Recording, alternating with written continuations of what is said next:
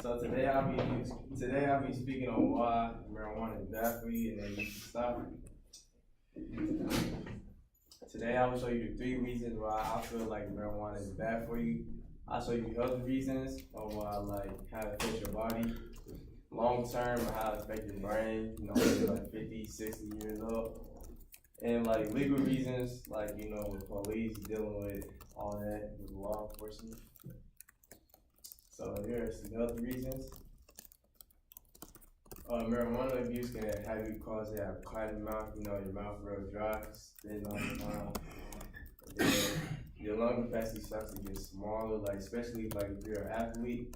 I know most of y'all here are athletes, so y'all can start wheezing and coughing after you do hard like work. And then after, your eyes will be red and bloodshot, so. After smoking, you start to gain like memory loss, like you start forgetting things like you usually remember. They harm your immune system, man. You start hallucinating, like after you smoke so much, you start hearing things, you start seeing things that you want to see. Legal issues. There are only 10 states that have marijuana legalized for recreational purposes. I know people only think it's like Colorado and California, but it's actually 10 states. And if you get pulled over with marijuana, like you going to jail. Like I know my friend back home. We used to play basketball together. He was on a visit and he was hotboxing in the car, and then he got the police in him. Then he went to jail.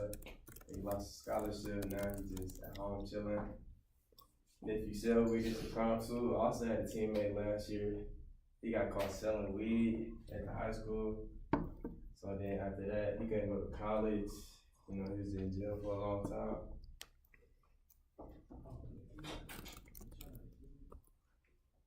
And here are some long-term reasons. Marijuana is known to increase bipolar disorder. Like if you already have it, it just increases it by a lot.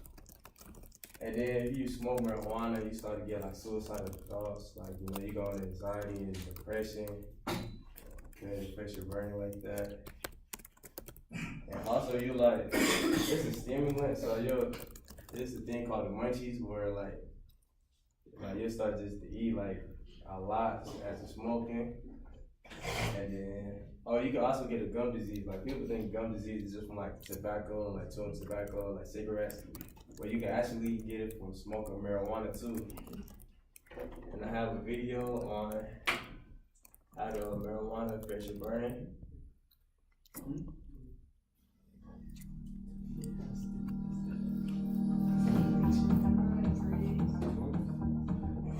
As legalization progresses throughout the United States, this has become a very important issue to study. And believe it or not, there's not a whole lot of research on the effects of cannabis on the brain. It simply wasn't a priority until recently.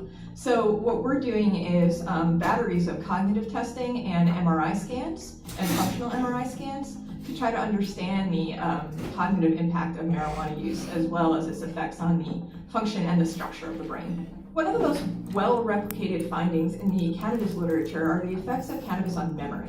So if you are a frequent cannabis user and you've smoked for a long time, you'll have memory problems. What we found in our lab is that this is dependent on the age at which you start using marijuana. So we tested a group of people, they were all young adults between 18 and 25 years old, and we did memory testing. And we found that the students who started using marijuana later, so 17, 18 years old plus, didn't really show the decline in memory performance, but the students who started using at age 14 or 15 showed a remarkable decline in memory.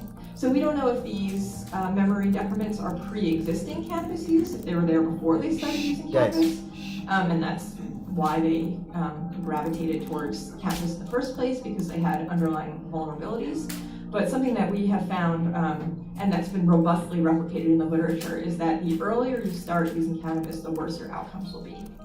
We're also doing studies in local high schools. So we go into high schools and we test kids, and we're looking at frequent marijuana users and how they learn. And what we find is that if they stop using cannabis, which is part of the paradigm of the study, they learn better immediately, within a week of stopping. And that's been really surprising to us, and I think it conveys an important public health message as well. There's a really strong link between cannabis use and psychosis, schizophrenia, and other psychotic disorders. So we're very concerned about the comorbidity of cannabis use and these other psychiatric diagnoses. So I bring my background in psychology to these studies to try to understand the intersection of cannabis use and disorders such as anxiety and depression. People might think that cannabis helps with their depression, but what we see is that people have worse symptoms when they use cannabis. And that's something that hasn't been studied very well, and we're one of the first groups to study it empirically. It's our hope that the research that we're doing at the Center for Addiction Medicine could someday be translated into the clinical realm, so that what we find out about how cannabis affects the brain, how alcohol affects the brain, could someday be useful to clinicians treating these disorders.